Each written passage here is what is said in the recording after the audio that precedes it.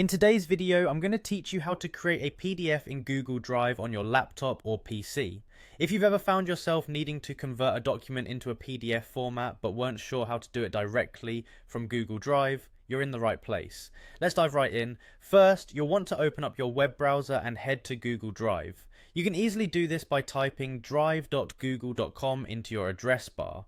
Once you're there, make sure you're logged into your Google account where your documents are saved. This is an important step because Google Drive stores documents unique to your account and you'll need access to manage them. Once you're logged in and can see your Google Drive, the next step is to locate the file that you want to convert to a PDF.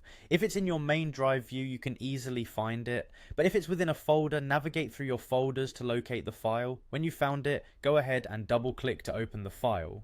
Opening the file is essential as it allows you to access the tools needed to convert it into a PDF. Now that your document is open, you'll find yourself in the familiar editing screen. Here, you'll notice at the top left corner, there's the File option in the menu. Click on File to open a drop-down menu. This menu offers you multiple options to manage your document, from sharing to printing, but what we need is a bit further down. Scroll through the options in the menu until you find the Download option, then hover over it or click it. This action will extend another sub-menu with different format options for downloading your document. The beauty of this feature is it allows you to decide in which format you wish to download the document onto your device.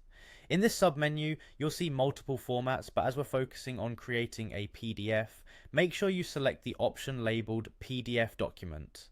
Clicking on this option will begin the process of converting your document and downloading it onto your computer as a PDF file.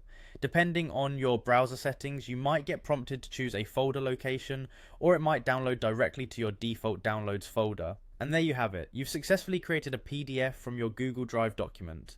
This simple process ensures your documents are preserved in a widely accepted and easily shareable format.